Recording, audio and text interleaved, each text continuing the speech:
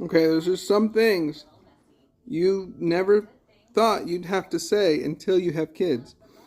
I was cleaning the vacuum roller out, the hair, as you do. My almost 4-year-old comes up and says, not much, but proceeds to bend down and kiss the vacuum cleaner. One of the things I never thought I'd have to say. Don't kiss the vacuum cleaner. She proceeds with, why? Yes, she kissed the vacuum cleaner. Kids.